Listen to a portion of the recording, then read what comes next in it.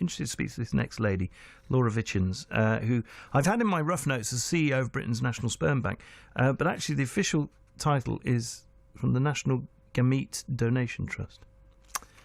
And I'll find out what that means in a moment exactly. But the National Sperm Bank, which she represents, and is indeed the CEO of, it was set up a year ago. It has just been revealed, though, that they only have 9 men registered as regular donors. So why so few?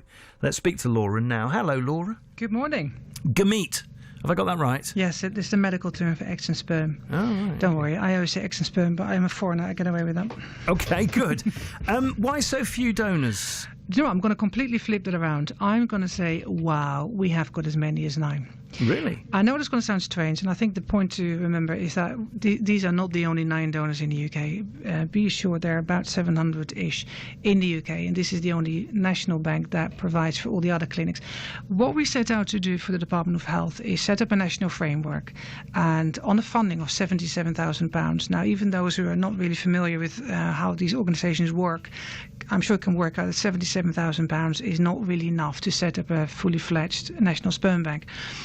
We said that by the end of the year we would have about 13 to 15 donors, and considering we've got 5 more months to go and we haven't run a campaign just yet, having 9 at this stage is pretty good going. Oh, okay. But that's not, I mean, so the headline in that sense was misleading.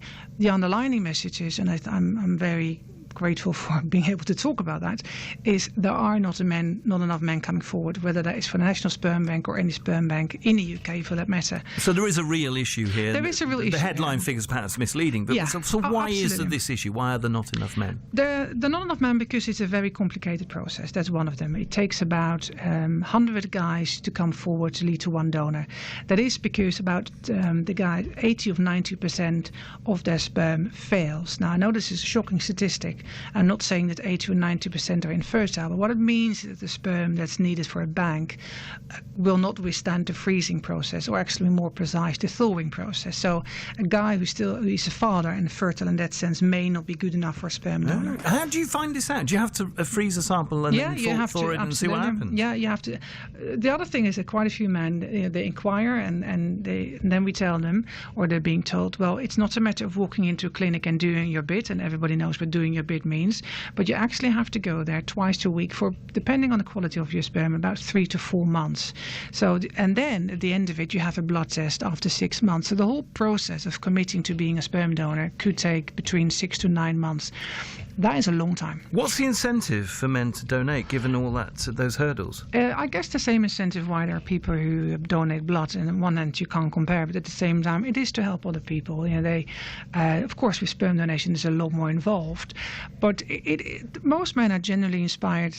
Many of them are fathers themselves. They can't imagine a life without children, and they're lucky. You know, they take it for granted that one day they had a child. For many men, it's not that case, and that person could be your teacher or the guy you play football with, and it is about helping other men have a family. How many families can be started from one donor? How many children can 10. be started? 10. Just 10? Yeah, well, that's the other thing. We have, I think, a very responsible approach in the UK where the number of children is limited per donor, simply because for the donor conceived, the knowledge that they may have 50 or 100 half siblings running around is too much to bear, and so it's 10 in the UK. There's another sort of knowledge in the back of a would-be donor's mind, and that is the knowledge that these children can, when they grow up, track you down.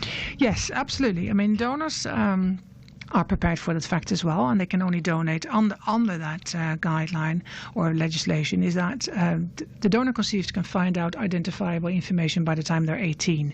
So they may well want to find out who you are and may want to contact you. Now, the important thing to realize is that donors are never financially or legally responsible, and not just because they're 18, and you're never responsible for an 18-year-old, not even your own children actually, but if you donate via a UK clinic, that's how the law stands. What they do want to know is, where does my curly hair come from? Why am I the only one in my family who can play the violin and everybody else is amusical? It's that type of thing. So they want to connect and find out a bit more about the missing pieces. And maybe they want to know where they can get a spare kidney from.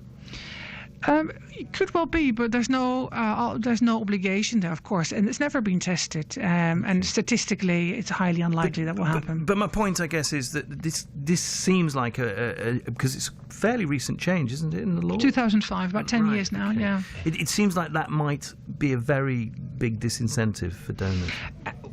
For some men, it will be the biggest disincentive, and that's their right, and they should certainly not donate. It's not something you can brush away.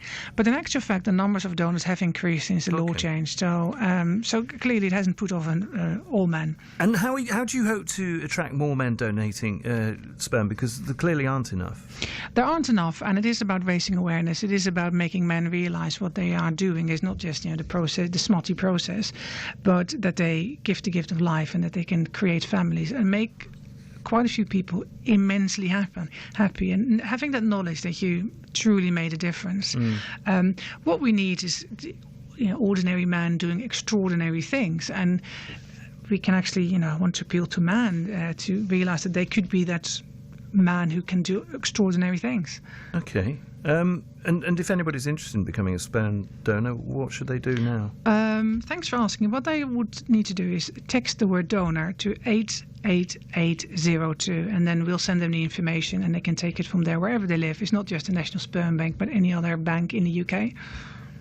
Okay. And I would like to thank them from the bottom of my heart and the many patients, because even considering it means a lot to many people. Let me just get that number right. It's 8802. No, 88838. Sorry, 88802. I did write it down correctly. I just said it wrong. Yeah. Well, you don't want my sperm. It's stupid. Listen, Laura, lovely to speak to you. Thank you very much. Thanks. Cheers. It's BBC.